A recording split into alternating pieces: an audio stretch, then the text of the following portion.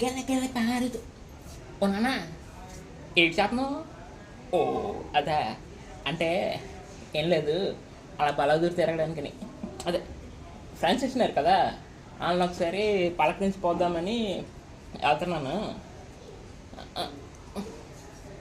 ఈయనప్పుడు నాష్టపోతే ఓచి తేత ఉంటాడు.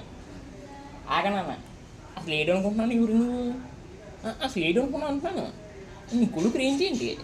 మా నాన్న ఏంటి ప్రెసిడెంట్, ఆయన తర్వాత ఎవరు? మనమే చూడమ్మా. మీ ఆయన ప్రెసిడెంట్ కొడుకుని నన్ను పనికి పోమంటున్నాడు. నెక్స్ట్ నీ తాత ఊర్లో పెద్ద మనిషి అవడు, నేనే కదా. ఏం మాట్లాడుతున్నావు అసలు నువ్వు? చే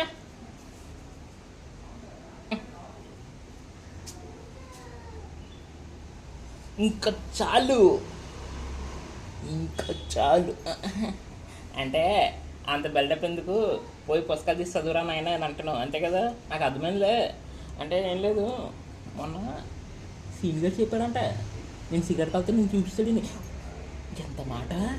ఈ విషయం అమ్మకి చెప్తే నేను కాదు మీరు ఈ అమ్మకి చెప్పనా బలి ఉంటుంది. వద్దా? అయినా పోతాను, నువ్వు అమ్మని చూసుకో. వెళ్తాను మరి.